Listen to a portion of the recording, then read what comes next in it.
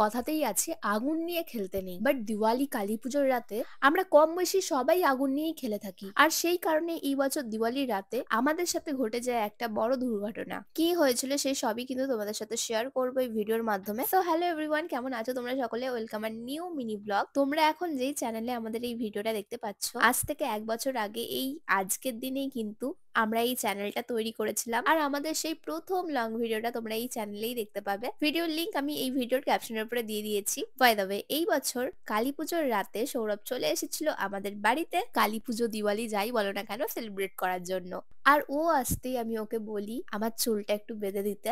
আর তোমরা জাস্ট দেখো কত সুন্দর একটা বেনি করে দিয়েছে ও আমাকে। আজকের দিনে তো চুল খুলে বাইরে ঘুরতে নেই, সেই জন্যই বেনি করলাম। আর তারপরে চলে গিয়েছিলাম ছাদে কিছু বাজি ফাটানোর জন্য। আর এখানে জানো, ফানুস ওড়াতে গিয়ে আমাদের ফানুসটা আকাশে না উড়ে কয়েক সেকেন্ডের জন্য আমাদের বাড়িতেই বসে পড়েছিল।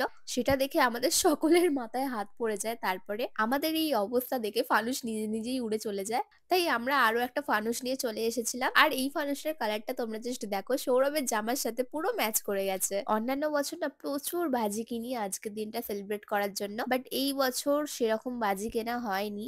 একদমই কম বাজি কিনে এনেছিলাম। তারপরেও প্রচুর এনজয় করে আমরা সকলে মিলে সেলিব্রেট করছিলাম। কিছু বাজি ফাটানোর পর আমরা জানতে পারি সৌরভদের বাড়ির পাশে একটা নাকি কালী পুজোর স্পেশাল ভুতুড়ে প্যান্ডেল হয়েছে। তো আর কি, শোনা মাত্রই আমি, সৌরভ, সৌরভের বোন আর আমার ভাই মিলে বেরিয়ে পড়েছিলাম। আর গিয়ে দেখি প্যান্ডেলের সামনে ভালো লাইনও পড়েছে। আর গাইস জানো, এই প্যান্ডেলের ভিতরে দুটো ভূতও ছিল যারা ভয় দেখাচ্ছিল। আমার তো শুনে বেশ মজাই লাগছিল। আর এই প্যান্ডেলটা না ছোট ছোট বাচ্চারা মিলে বানিয়েছিল। আর ওরা কোনো প্যান্ডেলের লোক দিয়ে বানায় না, নিজেরাই বানিয়েছিল। তো ওদের এই কথাগুলো শুনে বেশ ভালোই লাগছিল। বাই দ্য ওয়ে, খুব ছোটর মধ্যে ভালোই কিন্তু করেছিল প্যান্ডেলটা। আর ভিতরের ভূতগুলোর ভিডিও নিতে পারিনি। আর এই ছিল সেই ভুতুড়ে প্যান্ডেলের মা কালী। একটা প্যান্ডেলে ঠাকুর দেখেই আমরা আবার চলে এসেছিলাম আমাদের ছাদে, যেখানে এসে সৌরভ বলে হাতে ধরে ও বাজি ফাটাবে। আর হাতে ধরে রকেট ফাটাতে গিয়ে সেটা একজনের বাড়িতে ঢুকে গিয়েছিল গাইস। ভাগ্য ভালো সেই বাড়িতে কেউ ছিল না, তাই আমরা বকা খাইনি। আর এই বছর না আমরা সমস্ত বাজি বেশি টাকা দিয়ে কিনে এনেছিলাম, তাও ভালো দোকান থেকে কিনে এনেছিলাম। তারপরেও বেশিরভাগই বাস্ট করছিল।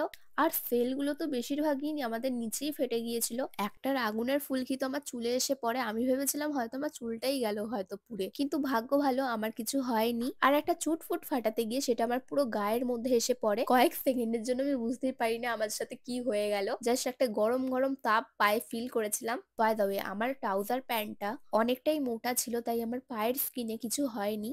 আর এতগুলো বাজির মধ্যে প্রবলেম দেখে আমরা ডিসাইড করি আমরা আর বাজি ফাটাবো না, কারণ একটুর জন্য আমি মরতে মরতে বেঁচেছি।